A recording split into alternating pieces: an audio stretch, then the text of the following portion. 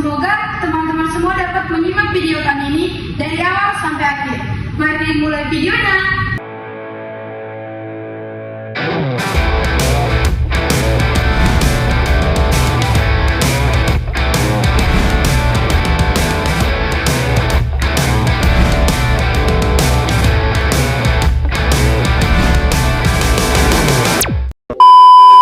Baik, materi yang pertama akan dibawakan oleh saya itu terdiri atas definisi uang dan ciri-ciri uang. Nah, yang pertama itu definisi uang. Uang adalah alat tukar yang digunakan untuk mempermudah transaksi jual beli barang dan jasa. Nah, yang kedua itu ciri-ciri uang. Ciri-ciri uang ini terbagi atas 6 bagian. Yang pertama itu diterima secara umum. Artinya itu uang dibuat dan dipercaya oleh masyarakat untuk melakukan pembayaran atau alat pembayaran yang sah. Nah, yang kedua itu tahan lama. Uang itu dibuat dari bahan yang kuat dan tahan lama, sehingga bisa kita pakai untuk waktu yang lama. Nah, yang ketiga itu mudah dibawa kemana-mana. Artinya itu uang itu dibuat secara ringan dan praktis, sehingga mudah kita bawa kemana-mana. Contohnya seperti uang tersebut, uang kertas tersebut.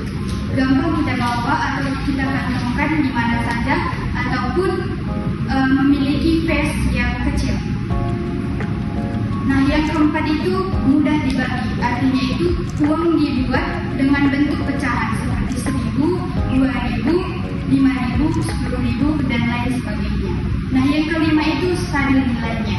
Artinya uang dibuat dengan nilai yang stabil dan tidak boleh berubah drastis secara tiba-tiba, karena itu mengganggu kepercayaan masyarakat dan mengganggu kestabilan ekonomi. Nah, yang terakhir dan keenam adalah tidak mudah dipalsukan. Artinya itu uang memiliki faktor keamanan yang terdiri dari watermark, homogram, benang pengaman, dan tinta khusus. Sekian yang bisa saya sampaikan tentang materi ini. Selanjutnya akan dilanjutkan oleh rekan saya. Nah, kali ini saya akan menjelaskan tentang jenis-jenis uang. Nah, yang pertama berdasarkan bahan pembuatannya. Terbagi atas dua, yang pertama uang logam dan yang kedua uang kertas. Nah, pengertian dari uang logam merupakan terbuat dari logam seperti koin. Nah, sedangkan uang kertas terbuat dari kertas khusus yang tahan lama. Bukan berarti uang kertas ini terbuat dari kertas yang kita gunakan untuk belajar. Namun, uang kertas yang kita gunakan adalah uang kertas yang memiliki kertas yang khusus, sehingga ketika kertas tersebut basah ataupun terkena lumpur atau segala macam, dia tidak akan mudah rusak sama seperti kertas yang kita gunakan ketika belajar. Nah, berdasarkan nilainya, uang juga terbagi atas dua. Yang pertama, uang penuh, dan yang kedua, uang tanda. Nah, apa sih arti dari uang penuh ini? Uang penuh artinya nilai intrinsiknya sama atau lebih besar dari nilai nominalnya. Contohnya, uang koin atau uang logam yang terbuat dari emas atau perak akan lebih besar nominalnya dengan nilai intrinsiknya. Nah, uang tanda yang dimana artinya itu nilai intrinsiknya lebih kecil dari nilai nominalnya. Contohnya uang kertas. Uang kertas memiliki nilai yang lebih besar daripada nilai intrinsiknya. Yang ketiga berdasarkan penggunaannya.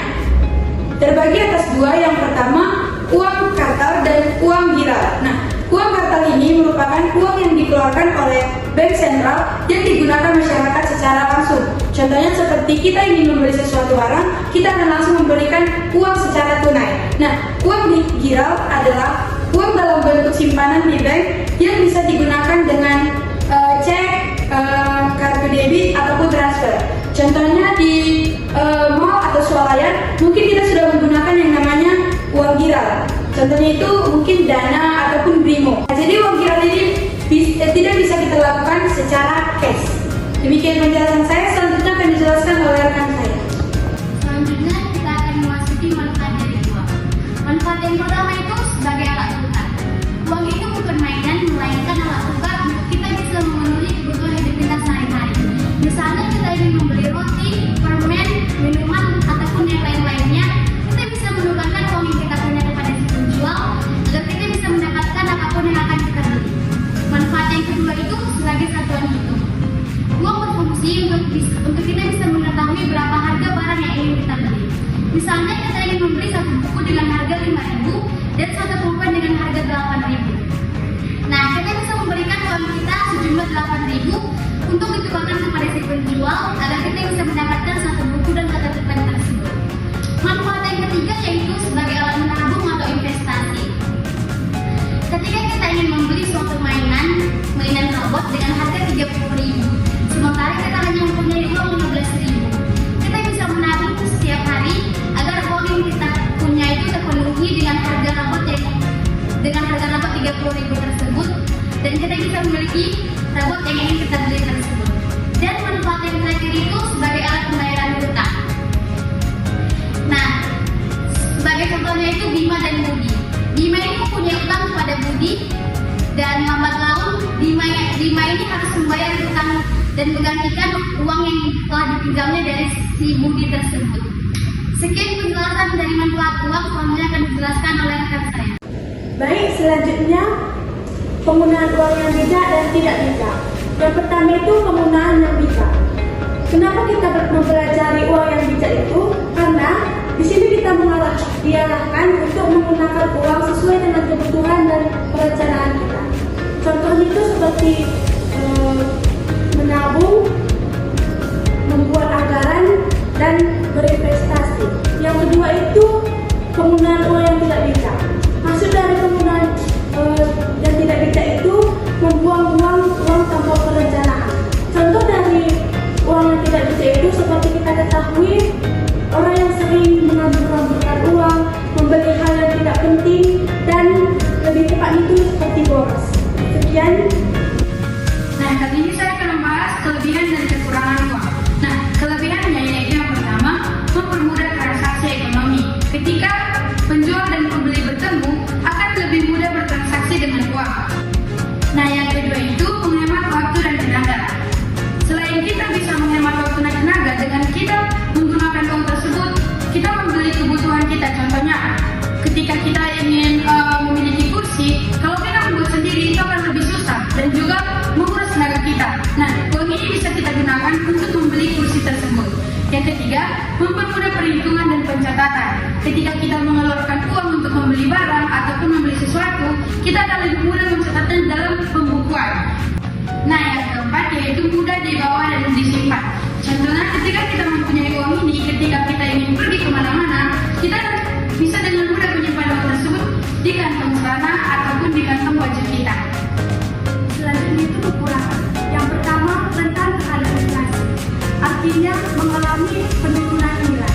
Yang kedua, dapat dipalsukan. Artinya itu kemajuan teknologi cetak dan pemindahan yang semakin maju. Yang ketiga itu tidak memiliki nilai jika kepercayaan hilang. Maksudnya itu di mana seorang masyarakat memberi kepercayaan kepada pemerintah untuk mengelola keuangan, dan pemerintahan tersebut tidak mengelola keuangan tersebut dengan baik. Yang keempat, menimbulkan kesenjangan sosial jika tidak dikelola dengan baik. Artinya terjadi ketika ada ketidakseimbangan dalam aspek kehidupan masyarakat.